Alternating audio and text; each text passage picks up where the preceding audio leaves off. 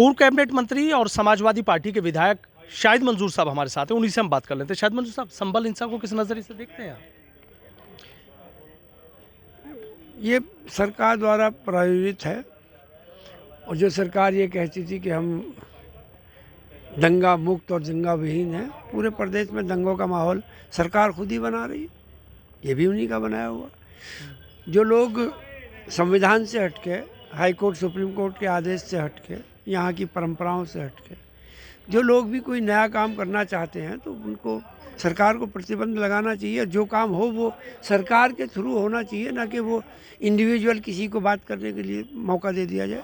अगर कहीं कोई इलीगलिटी है, कोई इरेगुलरिटी है तो उसको सरकार दूर करे। उसमें किसी को व्यक्तिगत कहाँ अधिकार है कि वो जाएं कहीं भी कुछ खुदाई करें या कोई काम करें। तो झगड़े की तो खुद ही बुनियाद वो रखते ये मसला, और क्या है। यही हुआ, सुप्रीम कोर्ट ने उसमें आदेश कर दिए तो रोक लगा दिए। तो मेरी अपनी राय ये है कि सुप्रीम कोर्ट को ऐसे तमाम सख्ती के साथ गवर्नमेंट ऑफ इंडिया को ये आदेश करें कि ये काम अपने आप नहीं होने चाहिए। अगर कोई इरेगुलरिटी है, कहीं कोई संवैधानिक काम है तो उसको सरकार देखे, ना कि व्यक्तिगत लोगों के देखे और आपस में मनमुटाव और झगड़ा और फसाद ये सब करावे। तो सरकार का काम ये नहीं है जो सरकार कर रही है। अच्छा, जैसे आप लोगों को जाने से भी रोका गया था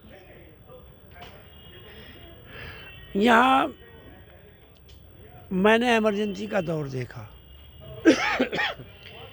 इमरजेंसी के दौर में बस फ़र्क इतना है कि इमरजेंसी में इंदिरा जी ने तमाम नेताओं को जेल में भेजा था। जनता खिलाफ हो गई थी और जब चुनाव हुआ तो जनता ने पलट दिया था।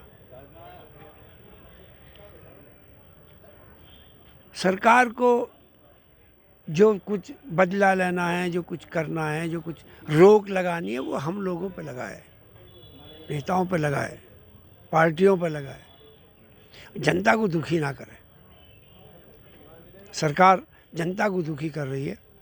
माहौल जो इमरजेंसी में ख़राब था वही माहौल जनता में अब भी ख़राब है। जनता अब भी इनको हटाना चाहती है।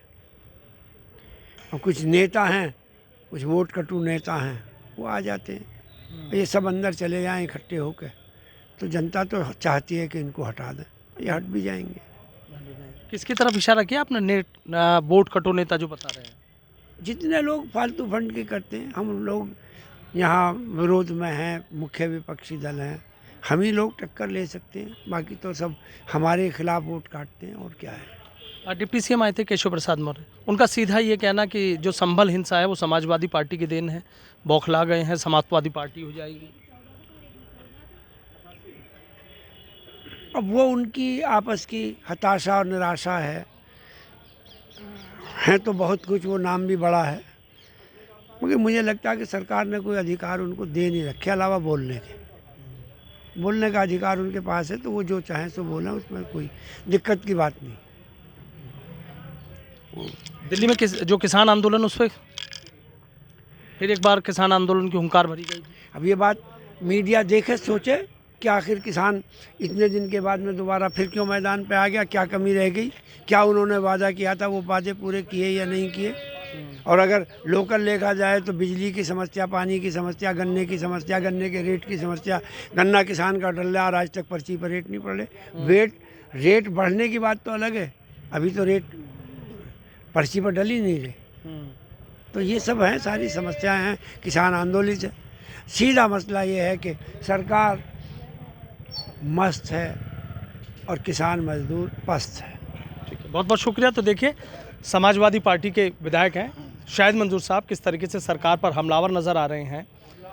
तमाम तरह के जो आरोप हैं उल्टे सरकार पे लगा रहे हैं कि इस तरीके से नहीं करना चाहिए। और जो किसान आंदोलन कह रहे हैं कि जो सरकार पर उन्होंने आरोप लगाया कि सरकार मस्त है, किसान पस्त है, इसलिए जो दिल्ली की तरफ जो किसान हैं वो कूच करने जा रहे हैं।